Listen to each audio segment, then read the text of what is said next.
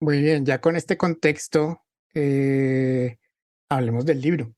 El libro se titula Mirada al Sur, Travesías por Territorios de Niebla. Una mirada hacia el sur o desde el sur, no sé, ya me vas a decir cómo es eso, pero bueno, es un libro de crónica, es un libro de viajes por las vivencias de las poblaciones de la región que viven en esta zona rica de agua, de historia, de memoria, de cultura. Cuéntanos por qué usar este género de crónica o de crónica de viajes para mostrar esta región. Y específicamente también creo que quiero atarlo con eso que dijiste, y es que mezclas la investigación periodística con la narrativa de viajes. Bueno, primero el título, Mirada al Sur, pues sí, llamar la atención hacia las posibilidades que da mirar un territorio específico, ¿no? Un territorio que en este caso es el sur del Cauca, ¿sí? El sur de Colombia también. Y de alguna manera con el Mirada al Sur hay un homenaje a un gran poeta nariñense, Aurelio Arturo, que tiene un libro que se llama Morada al Sur, que trata sobre estos aspectos campesinos. Es un gran libro de poesía. Pero digamos que allí en el título hay un homenaje a esa voz de Aurelio Arturo como una de las grandes voces poéticas colombianas, a pesar de haber escrito solo Morada al Sur, eh, muy poco más. Y mira que el libro surge de un proyecto que planteé para hacer un año sabático en la Universidad del Cauca, un periodo de un año. Yo había, en los días en que estudié en España, me acerqué mucho a esta parte de la narrativa de viajes.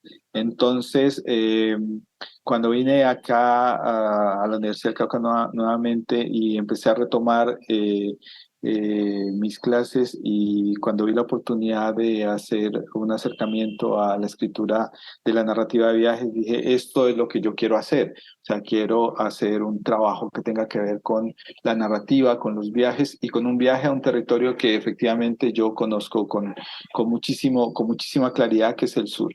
Pero hay un universo por narrar que no se ha narrado demasiado. Entonces dije, vamos a articular este proyecto de investigación de año sabático para escribir un libro de viajes, un libro de crónicas de viaje, que ya hablaremos de cuáles son las diferencias con las crónicas periodísticas.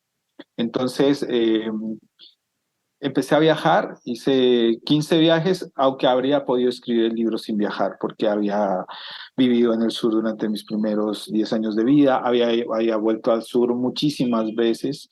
eh, entonces, eh, tenía como escribirlo de memoria también, pero quería volver y descubrir cosas que a lo mejor no había mirado con detenimiento. Hice 15 viajes y mira que no escribí nada entre un viaje y otro, solamente tomaba apuntes. Eh, el trabajo de campo era sin grabadora, porque la idea era poder conversar con las personas que me encontraba en distintos pueblos. Fui a mi pueblo, por supuesto, Almaguer. El único pueblo de la zona que no conocía era Bolívar, Cauca, que además es vecino de mi pueblo Almaguer, pero nunca había ido. Entonces también era la alegría de descubrir un pueblo muy cercano, pero que también tenía cosas muy novedosas para mí. Encontrarme en algún camino por donde caminábamos con campesinos con quienes conversábamos de las cosas que se dan en la cotidianidad. eh, Levantar a alguien en la carretera, en la camioneta en la que iba, alguien que ponía en la mano una familia que quería que la transportáramos de un lugar a otro, e imaginar un poco sus historias. No siempre hay necesidad de conversar con ellos, sino esta historia no quiero saber quiénes son ellos, pero mirando su rostro al conversar, su alegría, el perro que cargaban en los brazos, o sea, me hacía imaginar muchas historias. Entonces allí no, decía, no quiero conversar con ellos, quiero imaginar algo de lo que sucede aquí, pero también encontrarme en alguna carretera con una anciana que tiene el carro con una pequeña rama para pedir dinero. Cuando se acerca, está mambeando coca. y cómo podemos ver que ese mambeo de la coca es un asidero frente al hambre, quizá el único que tenga frente al hambre, y que ese desamparo y ese abismo que ella vive no es producto solo de estos entornos locales, sino que hace parte de toda la debacle que tenemos como seres humanos de no atender eh, eh, a los distintos territorios donde hay mucha gente que de verdad podría tener muchísimo potencial si miráramos desde otra perspectiva. Entonces, digamos que hay un cúmulo de historias que tienen que ver con el sur, pero que desde la perspectiva de la narrativa de viaje es cómo miramos un territorio. O sea, el protagonista de una crónica de viajes como esto, de un libro de viajes como esto, es la mirada del viajero. Por eso decía que hay una diferencia con la crónica periodística.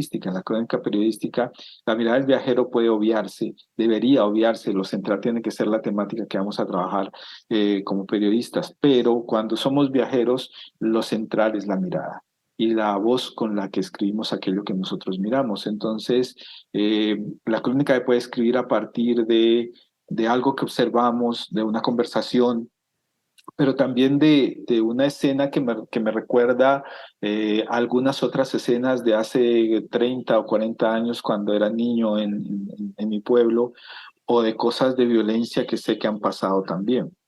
Entonces, digamos que hay un cúmulo de temáticas que están atravesadas básicamente por la mirada de un viajero que conoce este territorio y que a través de este libro lo reconoce, lo vuelve a conocer, lo vuelve a descubrir. Y con un lenguaje que termina siendo un lenguaje muy literario. No es un viaje de salida, llegada a un sitio y regreso.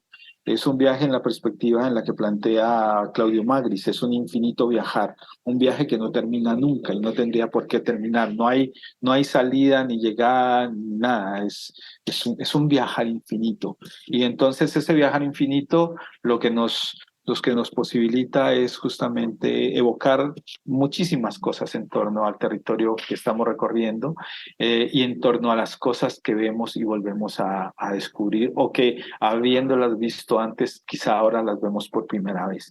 Entonces allí está, digamos que la esencia del trabajo.